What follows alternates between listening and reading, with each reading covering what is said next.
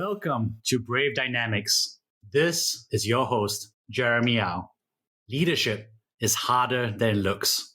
As a proven founder and Harvard MBA, I interview courageous entrepreneurs, executives, and investors every week. I also share my frontline experiences, coaching insights, and own professional development journey. If you're stepping up as a new leader, founding a startup, or venturing into the great unknown, this is the podcast for you. Shawn Low is a co-founder at Better.com and part of the core leadership that built an integrated home ownership tech company, mortgage, real estate, insurance, from zero to over 500 million in annual revenues. Since its inception, Better has originated over 15 billion in loans and made home ownership more accessible for thousands of Americans. Better.com is backed by a storied investor group, including Goldman Sachs, KPCB, Ping An, AmEx, Ally Bank, and Citigroup. Better has been named to Forbes FinTech 50, CNBC Disruptor 50, and is listed by both Fortune and Crains as the best place to work. Shawn recently began the transition out of Better to be closer to family in Singapore, and he currently serves as an advisor to the executive team. Over the years, he has worn many hats at Better. In his immediate prior role as head of operations, he oversaw 10x revenue growth in 2 years while simultaneously improving margins and profitability. He was responsible for the backbone of Better's global workforce, comprising 2,500 plus professionals across Better Mortgage, which does sales and loan fulfillment, Better Real Estate, offshore services, and business operations and strategy. Outside of Better, Shawn is a co-founder of the Black Belt Project, a community initiative that trains kids at the Vatsalya Orphanage in India into award-winning karate black belts. He had also previously co-founded Audible Hearts, a peer-to-peer crisis support platform for youth in Singapore. In his free time, Shawn can be found playing the New York Squash League, taking Cantonese classes in Chinatown, and cooking Singaporean delicacies in his kitchen. Hey, Shawn. So good to see you again from the Conjunct Consulting and Audible Hearts days. Hey, Jeremy. It's great to be here. Thanks for having me. It's funny, we've started out working in the social entrepreneurship scene together, and then see both of us also do the consulting and startup track as well. Yeah, our paths have been very, very similar. I always remember just less than half a year ago, us enjoying some Singaporean food in New York, and the world is inverting itself so quickly. Yeah, I remember that. It's hard to believe it's actually in the same year. Well, for those who don't know how incredible a leader and founder you are, perhaps it would be great if you could share what your journey has been so far. Yeah, of course. So I kind of came out of college, really, without a very clear idea of what I wanted to do. I was a biology major in college, spent most of my time in lab. And then when I decided that I didn't want to go to med school, I didn't want to go to graduate school, and I wanted to go into business, I figured I needed some way to get some practical skills. So for the first few years post-college, I went into consulting with BCG. It was kind of like my version of an MBA. I did that for like a few years, and ironically, actually, it was one of my last projects at BCG that convinced me that I needed to leave to go join the startup role. And that project was really me providing ground support to the UN emergency response for Ebola. It was a case team. We were based out of Ghana. And it was the very early days. It was in 2014. It was the early days of the Ebola response. And we were coordinating the various UN agencies to provide support. And it was the first time in my 3.5 years in consulting where I realized that I was very, very passionate about what I was doing. The hours were really long, but it didn't really matter. Two, it was very impact focused. It was about like what we could get done. Like I would call up the health officer in Liberia, realize that the hospital was down. They had 4 generators, 3 were down, and they were down to their last one. And I would be able to connect with somebody to send them a generator so that they could keep the hospital going and that the infected people didn't go back into their villages. That was very real. It felt like it was very impact focused. It was very different for those folks who are familiar with consulting. Oh, change this font size, right? Change this font type, make this bigger, separate the bullet points, change the color. And I realized that I really liked the focus on what really mattered. the sense of urgency and the focus on moving the needle. And so I moved in 2014 to go into startups. And at that point, I was on the founding team of Better. Better was, in the early days, very, very chaotic. So I had joined right from the start and was part of founding the company. And in the 0 to 1 days, it was everything that you read about in the press. Like, it was the days of like fixing the toilet, assemble your own desk. I think at some point, I was our head of sales, I was our head of strategy. I had like learned more about quality control of loans at some point than I ever wanted to do. I became licensed as a loan officer. That was kind of the 0 to 1 days, wearing many different hats. And then sometime around 2018, Better really started to grow up. And I transitioned into sort of a different phase of leadership where it was really, okay, we've gotten from 0 to 1. How do we go from 1 to 100? And during this phase was when the organization grew from 1 to 200 people to over 3,000 people today. We had 1 or 2 offices, and now we're suddenly 5 offices. The company today is making upwards of 500 million in annualized revenues. It's valued in the billions. It has frankly been a privilege to be able to lead the organization through this whole 0 to 100 phase. But it's also given me an opportunity really to grow as a leader and learn a lot through the process. That's an amazing arc. How did you personally get started being contrarian? Great question. So I think if I think back to sort of my more formative years, so college, pre-college, doing the army when we were conscripted in Singapore, I think 2 things have always stood out to me. One was I never really found myself being very comfortable in situations where there was a very defined path, right? Where somebody said, hey, you need to do this, and then after that you do this, and then after that you do this. Sure, I would be able to toe the line and do that, but it made me fundamentally very uncomfortable. So whether or not it was in school where you had your schoolwork and then you had your extracurriculars, I was always the student that was like, well, what about like these other things, like outside of school, right? The school environment. What about doing stuff in the real world? I launched a series of like community projects, I think, to that effect. At one stage, I actually, together with a couple of friends, we took a $9,000 loan to basically buy candy as 17-year-olds, then resell that candy, right, for charity on the streets of Singapore. We made like $40,000, which at that point was crazy. But I remember there were like a few weeks as a student when I was still going to lectures and sections and tutorials and then worrying about, what if we are not able to pay back the $9,000, which, as a 17-year-old was a lot of money. And I think the other thing that I think was a big theme for me in those years were I always felt the need to have some degree of social impact. I think social impact and this idea of giving back to the community has always been a theme in my life, and it's been very, very important for me as I kind of went through the years, right? It's the same reason the Ebola project was really interesting to me. It's the same reason that, I had started Audible Hearts or the Black Belt project. These are projects that I think speak to a sense that this is a thing that I value. You've seen leadership in action at so many places, from social entrepreneurship to consulting to startups. How have you seen that really in action at Better?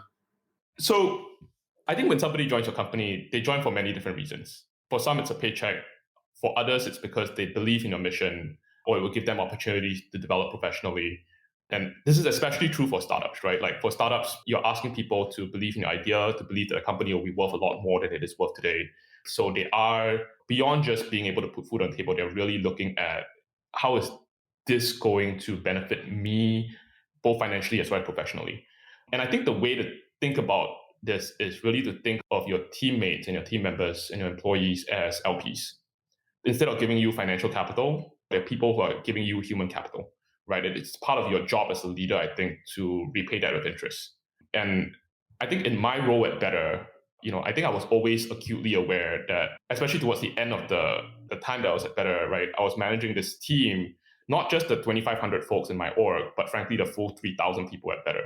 A responsibility to make sure that they could bring forth their best selves at work, right, were happy in our community and were treated fairly.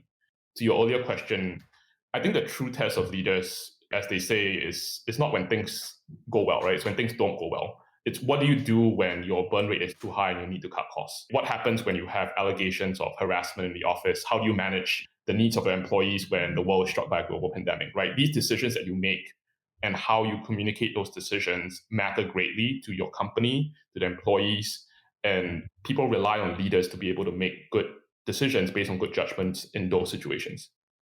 Sounds like, you've gone through quite a few challenges and overcome them. Could you share a little bit more about what you've seen?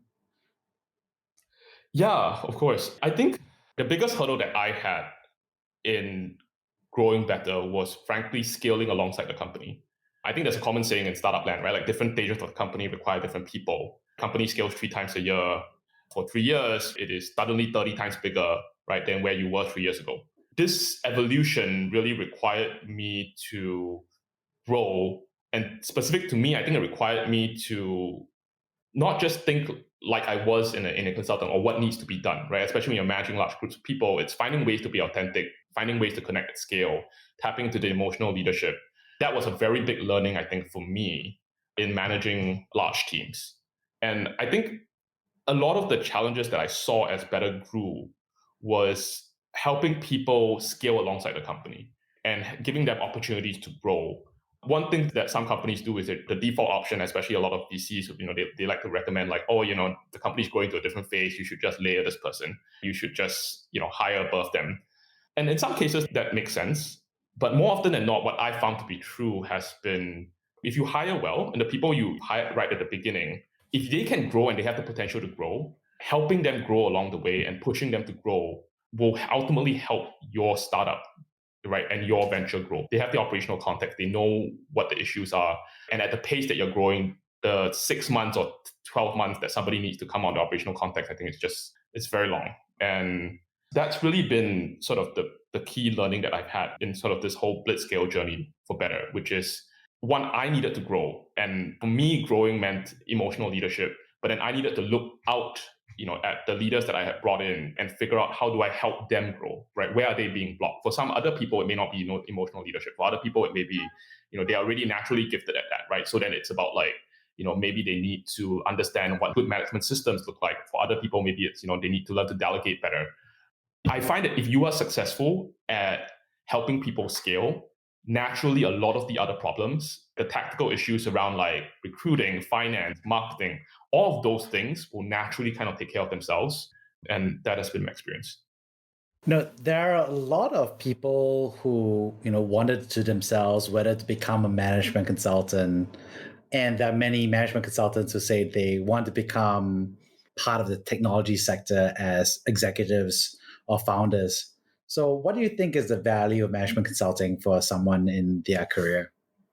So the way I saw management consulting, the analogy I like to give people is it's like going to a gym. Imagine if you were an Olympic athlete. The gym is great because it allows you to build different muscles, your leg muscles, your thigh muscles, your arm muscles, your chest muscles. It's a little bit like how consulting exposes you to many different industries, right? And many different challenges that businesses face, right? You may face a restructuring. In some other cases, you may be looking to value a company. So it's kind of like building all these muscles. And some people decide that, that's what they want to do, right? Like that's why you have bodybuilders, right? You have some people who decide that that's professionally what they're interested in doing. But then there are other people that say, you know what, I actually want to become a world-class swimmer, or I want to become a world-class track athlete. And then go do that thing. In those cases, it's, if you need to become a swimmer, well, maybe you actually need to work a lot more on building the right swim stroke. So at some point, I think in that way, I don't think it's that surprising. I mean, consulting has this reputation for people coming in, doing it for 2 years, 3 years, and then going off to find their thing. That's not a bad thing, in my opinion. And I think it actually works, even for the consulting firms. To me, it's a good thing because it means that this gym is really successful. It's helped to create this community of people who understand many aspects of a business. And so when they go on to start their own business, especially in the early days of Better, I was the head of sales. I was also running, an operational team doing quality control. I was also managing valuations.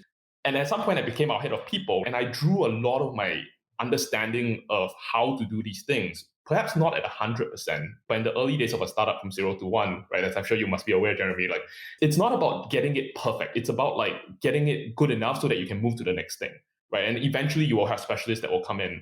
But in the early days, when you're the only person and you suddenly are caught with, okay, how do you design compensation? How do you design career progression? Those are the experiences that I had at BCG to draw on, which proved invaluable, especially in the early days of starting my own thing.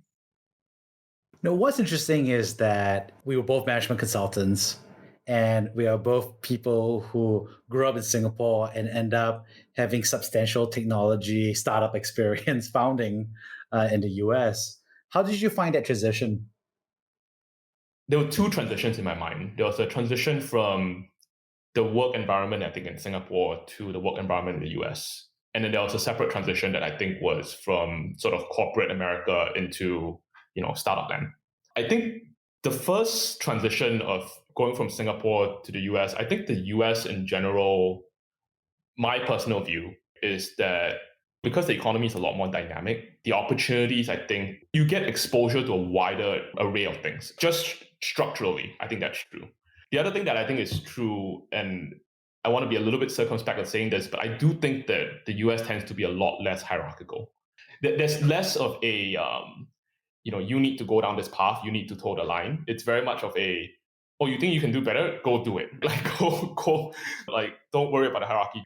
Almost be a little bit more willing to break things, right, in order to make the new thing. And I think that lends itself to sort of people being slightly more receptive to new ideas, new ways of doing things, new solutions to solving old business problems.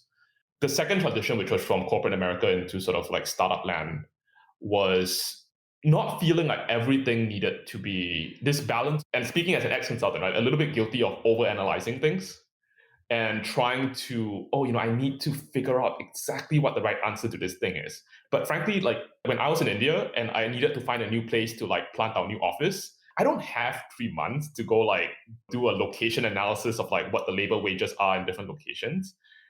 I have like 3 weeks maybe to pick a location and then start moving people there and start hiring in those locations. So it becomes what can be done in 3 months can also be done in 1 hour. It's a question of like, what is the right time to invest, right? Understanding that, okay, there's a trade-off to that. If I spend an hour, I'm obviously not going to be as sure of the answer, but maybe I don't need to.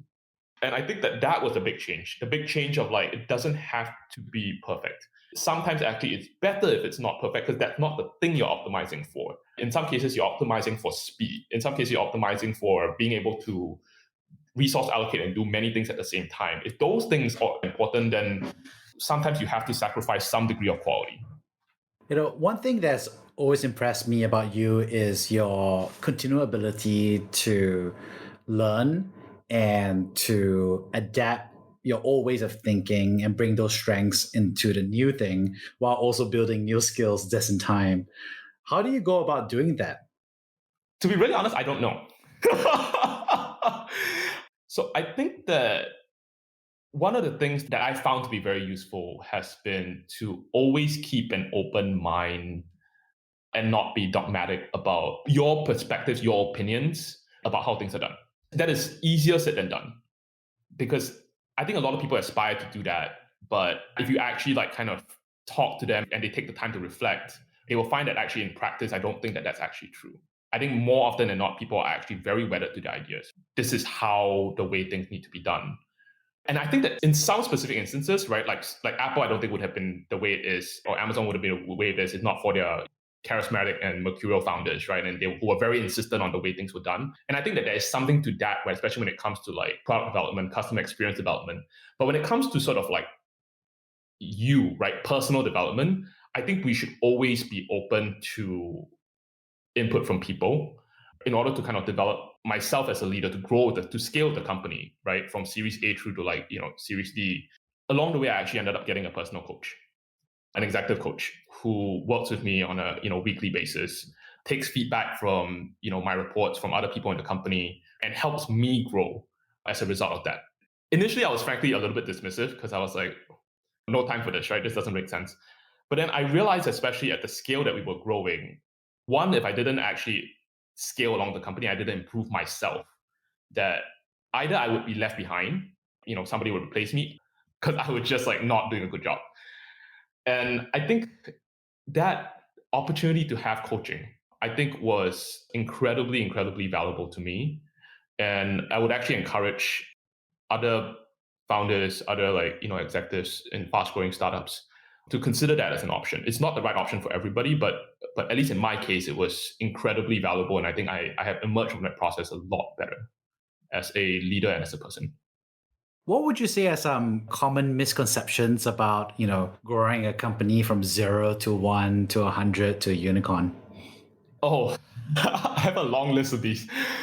I'm going to try to do rapid fire, and then we can talk through which ones are interesting to engage. One is this idea that great entrepreneurs or great founders need to have great risk appetites. So Malcolm Gladwell actually published a really good article in the New York called The Sure Thing. And I think he did it, I think in 2010. And he talks about the story of Ted Turner and how, everybody talks of Ted Turner as this great entrepreneur. And he's like, he must have taken a massive amount of risk and therefore big risk, big return. But when he actually fleshes out the story, you realize that actually before Ted Turner got into the television network business, his family had already owned all the billboards in the region. And so like when he started the television network, he just basically advertised it on all these billboards. He gave a couple of examples. He gave that example. He gave another example of a trader who made a really big bet on credit default swaps in the last financial crisis. And his whole point was that true entrepreneurs, yes, they're willing to take risks, but the really great ones are attracted to deals that frankly lack risk because they are able to see and value things in a slightly different way than regular people, or at least than the conventional wisdom. And I think that that's a very, very key insight, which I've personally found to be true, even in working with our founder Vishal. The biggest insights is not because we were feeling like risk takey or like we wanted to just like take a risk and like bet on something. No, it's because we saw that there was a massive opportunity. We did our research. We knew that there was a huge arbitrage there, and therefore once the timing was right, we just went in. He makes this statement in the article called great entrepreneurs are really like great predators. They understand timing. They understand that it's a sure bet, and then when the timing is right, they go in for the kill. That's a great all by itself. I mean, I think you've perfectly encapsulated why great founders have the responsibility to systematically de-risk the business and, like you said, go in for the kill. What are some other misconceptions that you think of? The other thing that I think is true, at least in startup land, seems to be that like somehow you have to be a prick to be successful. I actually personally have found the opposite to be true. I think the best things in life tend to come from things that compound over time. And it's true of financial investments. I think it's true of relationships in general. The networks, the connections that you make with people, if you treat people with integrity fairly, those relationships will compound over time. And I think over the long run, provides you more opportunities to be successful. And another one that I've sort of seen happen a lot is experience and how people value experience. I think experience is important, but I tend to think that experience tends to be a little bit overrated and frankly a little bit overvalued. This was definitely true at Better. Before Better came along, loan officers in the industry were mostly commissioned. So when you take a loan, a home loan from a bank, typically the loan officer would get 1% of the commission. So on a $300,000 loan, the loan officer is getting $3,000 in commission. And so when we came along, we said, what if we took people fresh out of college who were in completely different fields and train them to be loan officers so that we can kind of break that mold, right? And figure out is the industry loan officer kind of getting their $3,000 commission because they really generated that amount of experience, or could we find a better model that serves the customer better? So we went with a non-commission model. We trained our loan officers from scratch. So we like to give this example actually to people that want to invest in a company. Our average loan officer at Better closes something like about 50 loans a month, if not more. The industry average loan officer closes something like 4 loans a month. And this is, by the way, this is all public information, right? Like every single closed loan in the US, there's an electronic database you can go. And what we've seen actually over the last, 2 years, right, is that if you look at the industry kind of like, top producing loan officers, you have all the industry people, but then you suddenly start seeing all these 25, 26, 27-year-olds that Better has trained who are suddenly topping these like loan originators charts on the Scotsman's Guide. And I think the key lesson there is, again, it's not that experience doesn't matter, but it is that at least the way our community, our society in general, I think has been constructed is that I think we end up sometimes assigning too much value to it. And I think because of that, it's worth always taking things back to our first principles and asking, what is the real value that's being created by this job? And what is the real value that's being generated from this experience? And is there a better way of doing that? And in our case, we found that actually there really is a better way of doing it. And it generates a lot of value, not just to our employees and the loan officers we train, but it generates a lot of value to the customers who end up saving, hundreds, if not thousands of dollars from not having to pay these commissions. Those, I think, were a couple of bigger nuggets that I've taken away from my experience. One misconception that people have had is that you have to burn relationships and burn your personal life in order to be successful at startups. What do you think about that? From one married man to another. Wow, that's a tough one. I can only speak from my experience at Better, and it's hard for me to generalize. But I will say that starting a company is very, very difficult. So before Better, I had all these other community projects that I was working on, and I was, playing a lot more squash. I was doing all these hobbies and interests. And then when I started working at Better, and increasingly as I became more and more involved in the company, it really did end up taking up, frankly, there's personal time with my family and my wife. And over time, I think I've tried to find a balance. But the reality is, I think, especially when you're starting up, I think there are diminishing returns to you can't be working 24/7, right? At some point you're going to burn out, and that's not helpful either. But I do think that if you are planning on starting a company, you should probably be prepared to, give your heart and soul and make it a massive priority for you for a while. It doesn't have to be that way forever. Again, most very, very high performing startups are growing at 3 to 5 to 8 times a year, right? If you're growing at that pace, I think that it's probably important for you to be not distracted and really focus on just doing that thing. And then sure, don't do it forever. That's why I think a lot of people who are involved in high growth startups, right, they do it for a short concentrated period of time. And then at some point, hopefully the business kind of reaches a certain scale where, you start bringing in sort of a professional management layer, you start kind of being able to delegate, take time off, blah, blah, blah. But particularly in the early stages, as much as I would say make sure you have work-life balance, I do think that it is a continual challenge that you will have to negotiate. And I think startup founders will do themselves a great service by not trying to do too many things, being very focused on sure, take care of their personal life. Family always comes first, right? Don't compromise on that. And that's my personal belief. Don't compromise on your relationships, don't compromise on family. But outside of that, if you want to be the startup founder that's I have a startup, right, and I'm trying to grow it, but I'm also trying to do this other community project, and I'm also have one arm trying to do some other thing, and it's people get themselves into a lot of trouble doing that. Yeah, I think you speak to a very true reality, right? Which is that the work of the startup is a massive number of sprints, right? And it's a marathon at the same time. And then how do you balance that? And it displaces so many things, and then you have to really, prioritize the few things that are left. I remember personally that there was startups, and my then girlfriend, who became my fiance and wife, and that was it, right?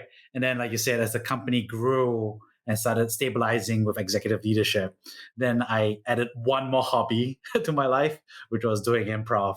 Even then, that was the only hobby I had. It's so true. How about you? How have you seen that arc for yourself over time? So you said starting out, you're very focused on the startup, family first. Have you seen things change over that arc?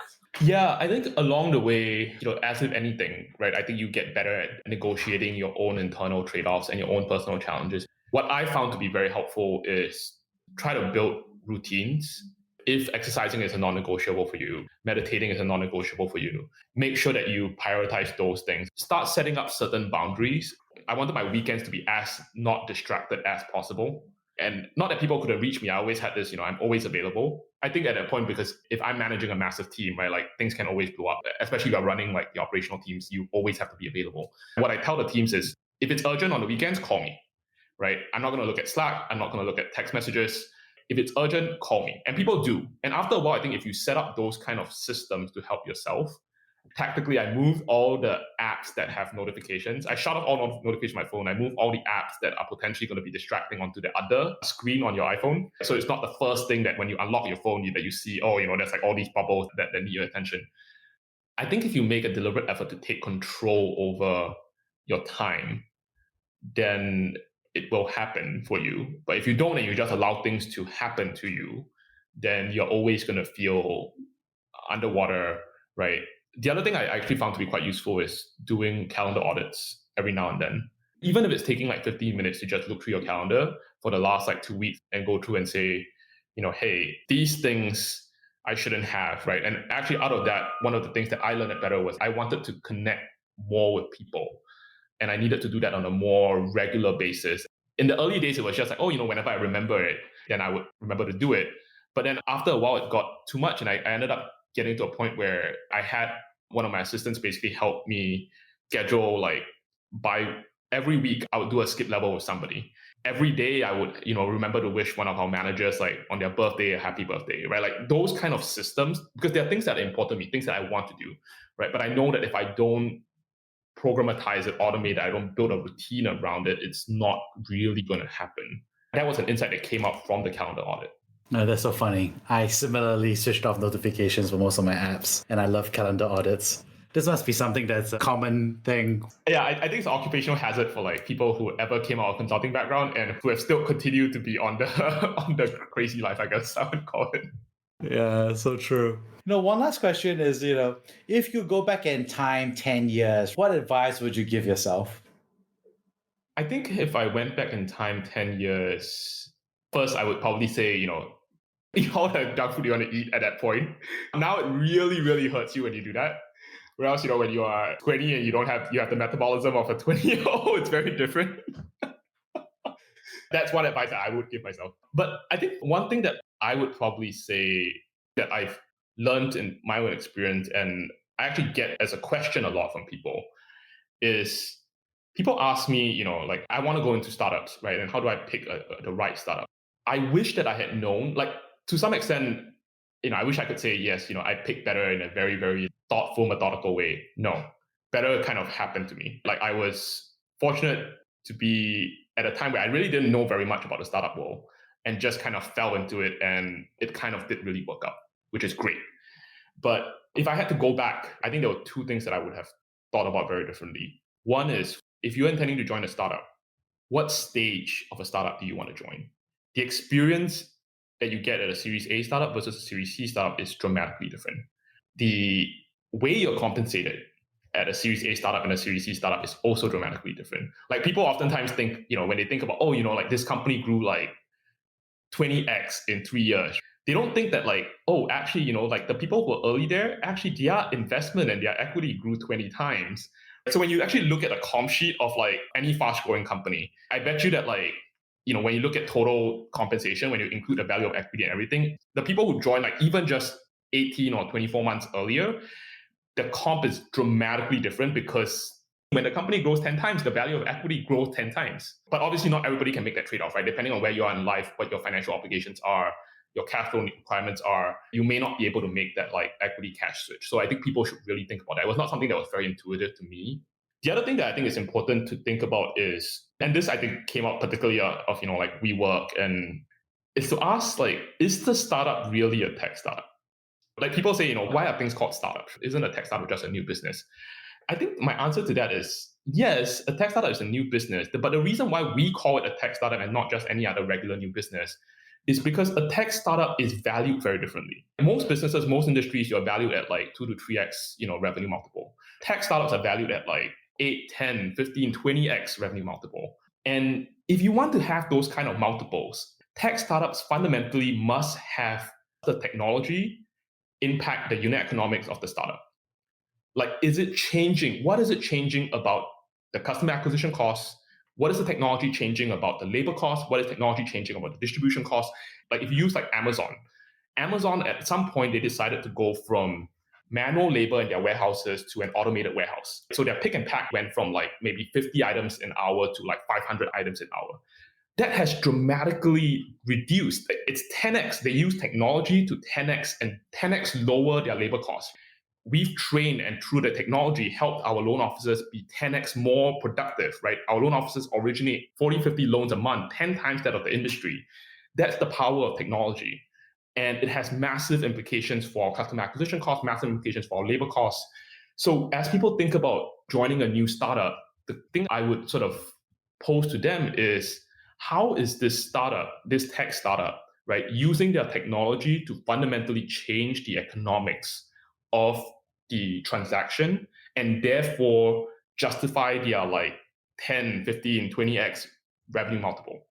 If they're not able to do that, right? Because WeWork is a good example. The reason people said WeWork's not a tech startup is because when you look and you break down the unit economics, it's not that it's not a good business. It can very well be a good business. It could be another Keller Williams. The problem is that it's not a tech startup because it cannot justify the valuation. It could justify a 3x valuation maybe, but not 8, 10, 15x valuation.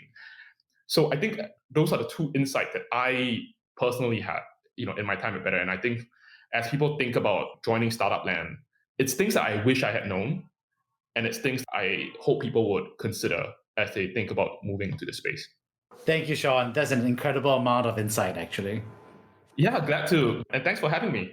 This was fun. Thank you. Yep. Take care.